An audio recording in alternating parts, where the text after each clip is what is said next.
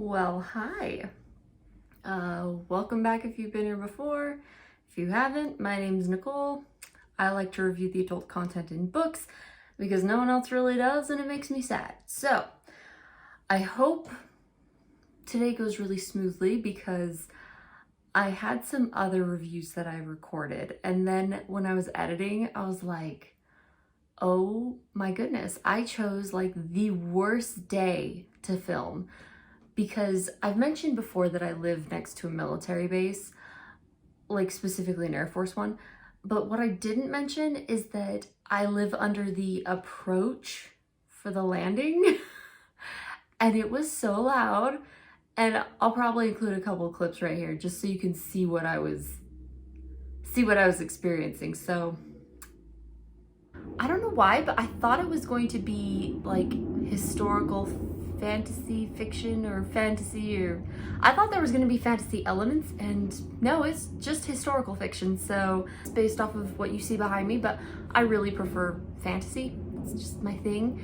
So something to be aware of. Tell her what to do. You gotta be ready for a battle because she's like, nah, I don't take orders. I'm so sorry about all the planes. Today's just a busy day. And we gotta make do with what we got, right? So, sorry. Yeah, so we're gonna redo some of these reviews, right? And first and foremost that we're gonna get out of the way here is A Lady's Guide to Fortune Hunting, right? So this was so much fun. I was really glad that I picked it up. I kind of was under the impression that it was like historical but slash fantasy, like it had some fantasy elements. Nope, it's just historical. But it was kind of refreshing and nice, so I'm not gonna complain. As per usual, I'm gonna give you all the information you need to know up front, and yeah, I'll see you in a second.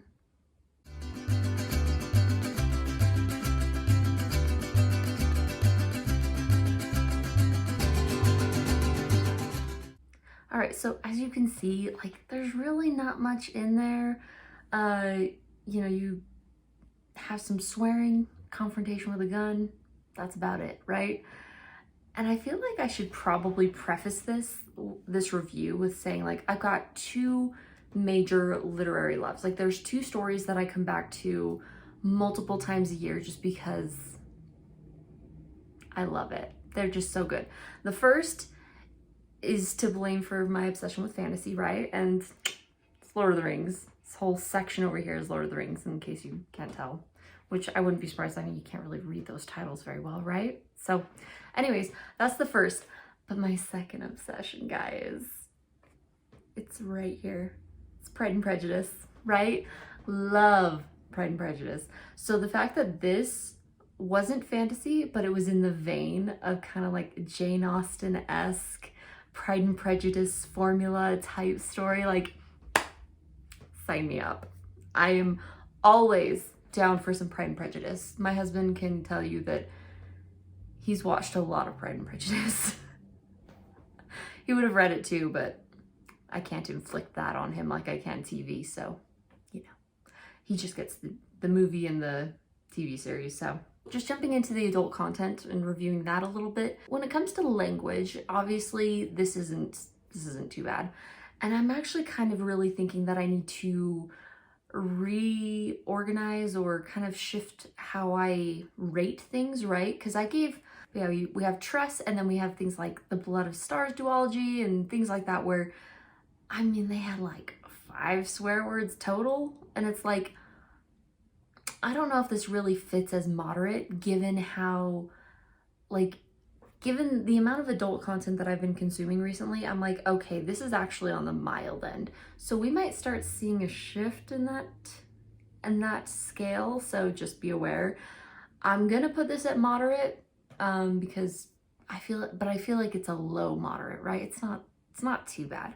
But that being said, something interesting about the swearing in this book that I did not care for is so one of the things that separates, the lower classes from high society is how you talk and how you behave and your manners, right? Etiquette and,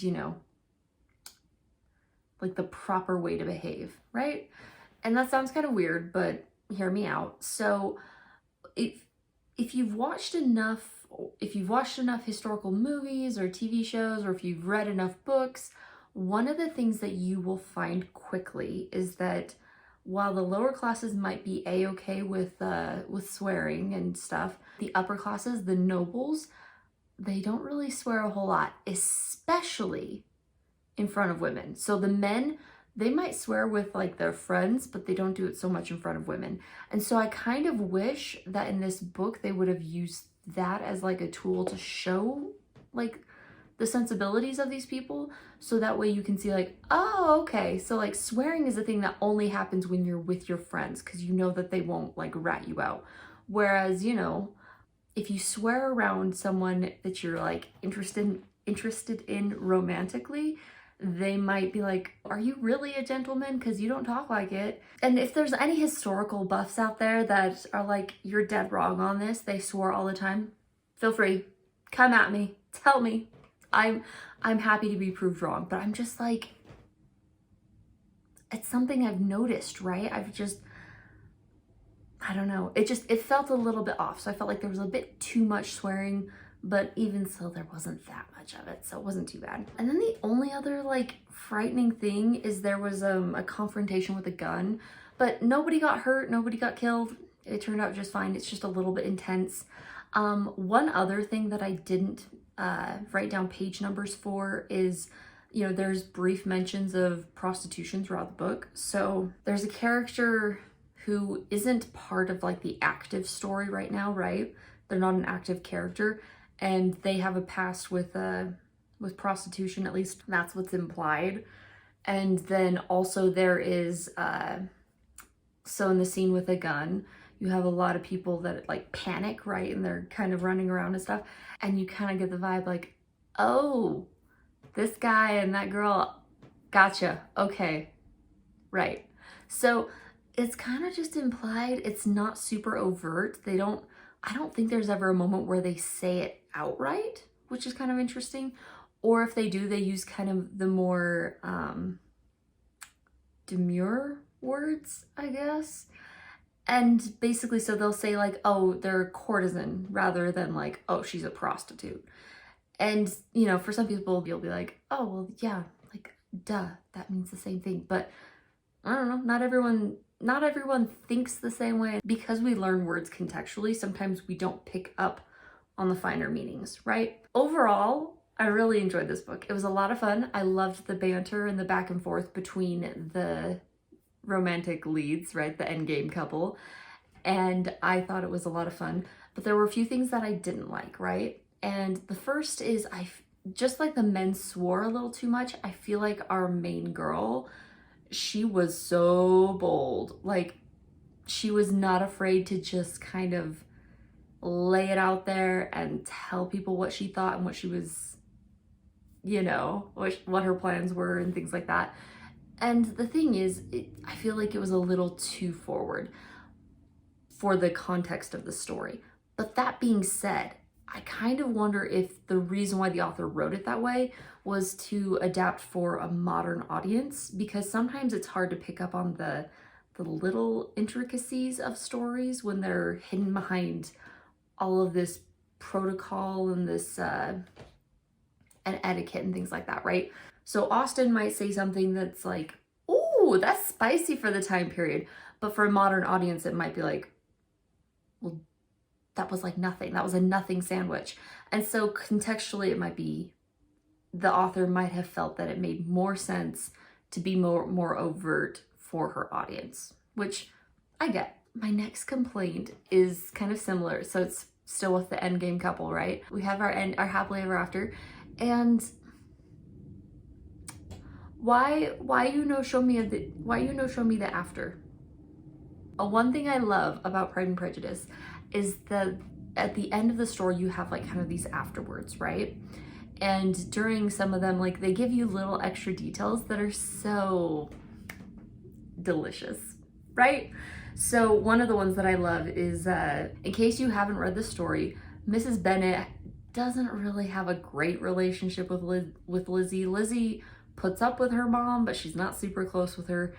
And Jane puts up with her mom too, but she's got such a good nature that her mom doesn't feel as reserved or doesn't feel the need to hold back like she does with Lizzie.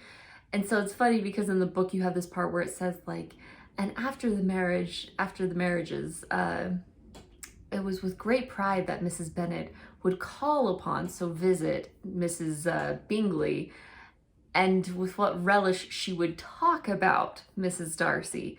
And it's just so funny because it tells you so much with so few words. And there's just little details like that, or there's like the Mr. Darcy and Lizzie, they're talking about like, when did you know you liked me, you know? And it's super cute and so much fun. And I love that you get this closure, that you get these last little sweet moments with them. And I needed that in this book. I needed the warm fuzzies at the end. I needed to be allowed to just enjoy the ending that I had been, you know, working towards this entire time. And we didn't really get that. So I wish there was more of that. And then my final, you know, qualm with this book is in a similar vein. I need more Cicely. I love her. She's so funny. She's just, and it's funny because she's not funny in terms of like slapstick humor or things like that. She's more funny because it's almost like instead of Jane and Lizzie being best friends, this is like Lizzie took Mary with her everywhere, and Mary's just like stuck in her intellectualism and her very serious demeanor, and like, you know, thinking, oh well, I'm above all this romantic crap. I don't need any of that, right? And I loved it. It was such a fun counterpoint to oh my gosh, Kitty. That's our main character, by the way, Kitty. It's a fun counterpoint to compare these two sisters, right? I love Cicely. I want more with her. And since I didn't get more of her in this book, I think I need a sequel. I need a sequel with Cicely, and I need to hear her story because she's just fun. And one of my favorite quotes from the book was actually regarding her, and it's when like the aunt leans over to Kitty and she's like, is she a fool? Talking about Cicely, and Kitty leans back and she's like, an intellectual. And the aunt leans back and she's just like, oh no. So good. Like, I totally recommend this book. If you're a fan of Pride and Prejudice, this will scratch that itch. It's not exactly the same. You can't just take this and replace Pride and Prejudice with it. It's not as good as Jane Austen, but is anyone as good as Jane Austen, right? Like, she's a master at her own craft. So that's not a dig at this author. It's just saying like, that's a high bar. But the fact that like this author managed to make something that scratched that itch for me and was like a good time and I enjoyed it, that's pretty high praise coming from me. So I highly recommend this book. If you guys are interested in it, please pick it up and let me know what you think. Like, and before I let you guys go, but one of the hard things about being a Pride and Prejudice lover is